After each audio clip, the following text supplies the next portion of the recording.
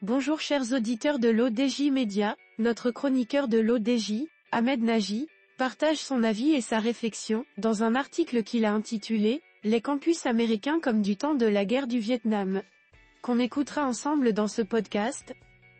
Notre journaliste ouvre sa réflexion de la manière suivante.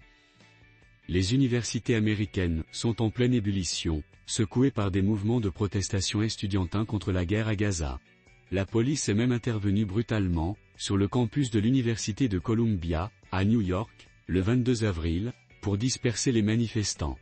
Des scènes qui ne sont pas sans rappeler, pour les plus âgés, celles des manifestations estudiantines contre la guerre du Vietnam, 1955 à 1975, dont on sait qu'elles ont pesé sur la décision finale de Washington de retirer les troupes américaines de ce pays du sud-est asiatique.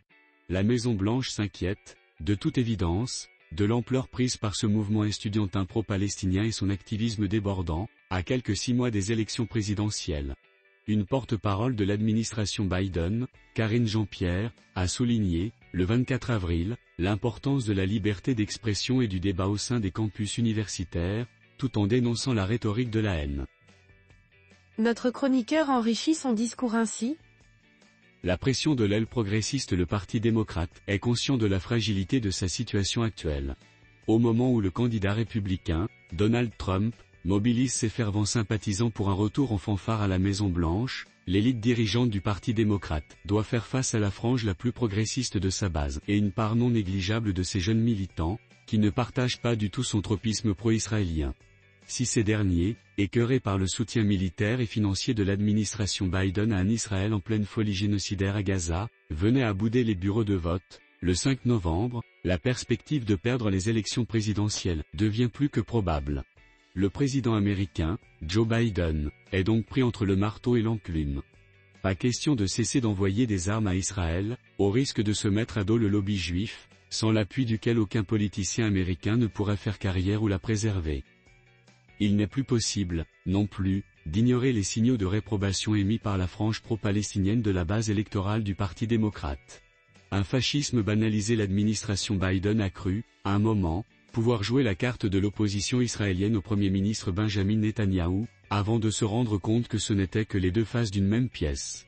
Le plus dur à admettre pour l'establishment américain est que la société israélienne est devenue largement fasciste.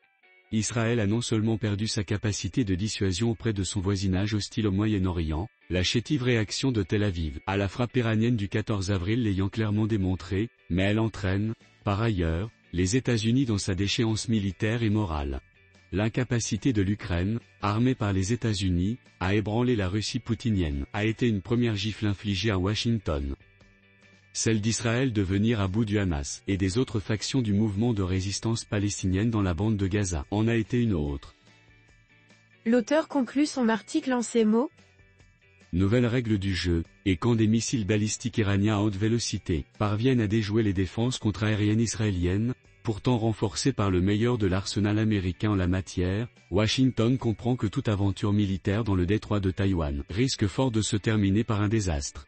Les missiles hypersoniques chinois sont, en effet, autrement plus évolués, technologiquement, que leurs équivalents iraniens et quantitativement plus nombreux. Dans le brouillard géopolitique alimenté par les multiples foyers de crise qui enveniment la planète, les étudiants américains voient, peut-être, mieux les récifs vers lesquels se dirigent les États-Unis, que les élites politiques au perché et aveuglées par la brume. Rédigé par Ahmed Nagy.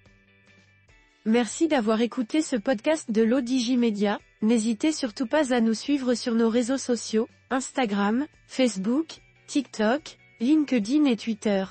Alors, on se dit au prochain podcast de nos chroniqueurs de l'ODJ, et à très bientôt.